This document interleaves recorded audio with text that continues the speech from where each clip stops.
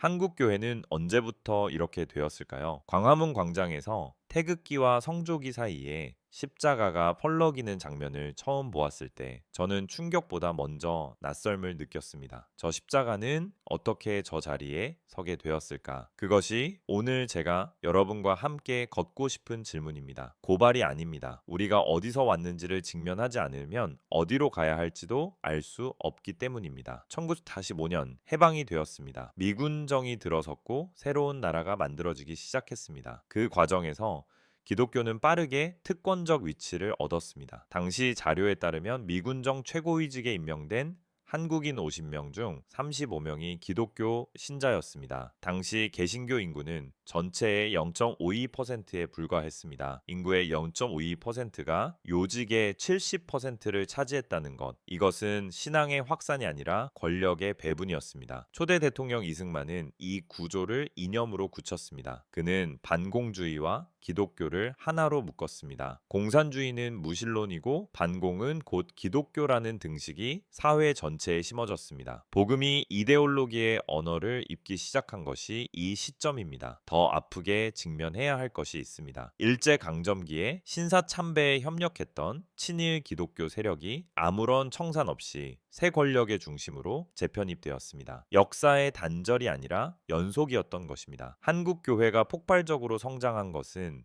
박정희 군사 독재 시대입니다. 1950년 3,114개였던 교회가 1970년에는 12,866개로 20년 만에 4배 이상 늘었습니다. 그런데 이 성장의 이면에는 무엇이 있었을까요? 1966년 대통령 조창의도회가 시작됩니다. 교계 지도자들이 독재자를 위해 공개적으로 기도하고 정권을 축복했습니다. 이것은 단순한 종교 행사가 아니었습니다. 교회가 정권의 도덕적 정당성을 대신 부여하는 장치였습니다. 총칼로 세워진 권력 위에 교회가 기도의 손을 얹었습니다. 1973년 유신 독재가 한창이던 시절 여의도에서 대규모 부흥 집회가 열렸습니다. 박정희 정부는 이 집회를 범정부 차원에서 지원했습니다. 연인원 334만 명이 모인 이 집회는 국제사회를 향한 정권의 이미지 세탁에 활용되었습니다. 부흥의 열기와 독재의 필요가 같은 광장에서 만난 것입니다. 한편 급격한 산업화와 도시화 속에서 농촌을 떠나 도시로 몰려든 수백만 명에게 교회는 공동체와 인맥과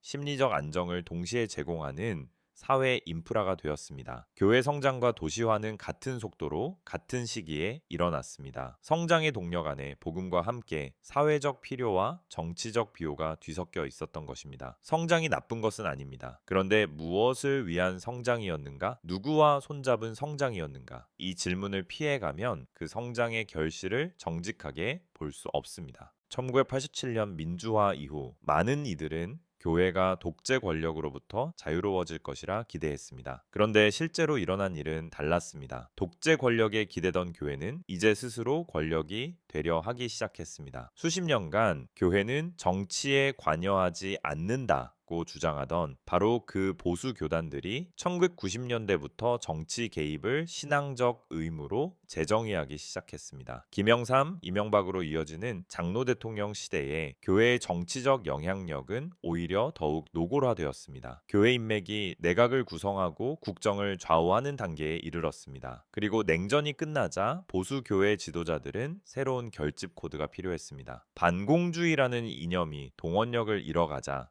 그 자리를 반동성애와 차별금지법 반대가 채웠습니다. 적의 얼굴이 바뀌었을 뿐 적을 향해 교인들을 동원하는 구조는 그대로 유지되었습니다.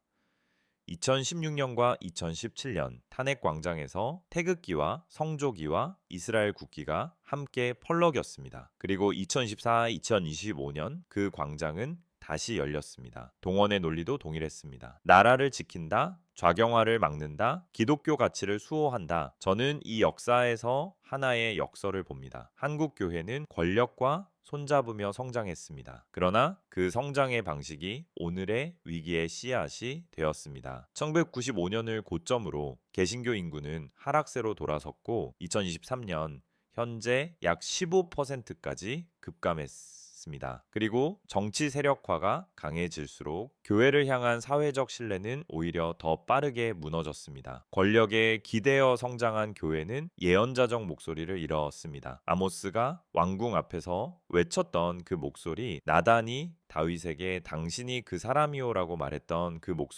목소리는 권력의 곁에서는 살아남기 어렵습니다. 교회는 권력을 축복하는 자리에 설 때 권력을 비판하는 자리를 잃습니다. 그것이 이 긴 역사가 우리에게 보여주는 가장 쓴 진실입니다. 오늘 이 역사를 함께 걸어온 것은 누군가를 단죄하기 위해서가 아닙니다. 우리가 물려받은 신앙의 지형이 어떻게 만들어졌는지를 알지 못하면 우리는 자신도 모르게 그 지형 안에서 같은 길을 걷게 됩니다. 성서 안에도 이 질문이 있습니다. 이스라엘이 가나안에 들어가면서 하나님은 반복해서 경고하셨습니다. 너희가 풍요해질 때, 너희가 강해질 때, 그때 기억하라. 기억하라는 것은 역사를 보라는 것입니다. 우리가 어디서 왔는지를 직면하라는 것입니다. 그 질문 앞에 오늘 우리가 서 있습니다. 교회는 누구의 편에 서야 하는가? 권력의 곁에서 안전을 얻을 것인가? 아니면은 권력 앞에서 진실을 말할 것인가? 이 질문은 역사의 질문이기도 하지만 지금 이 순간 우리 각자의 질문이기도 합니다.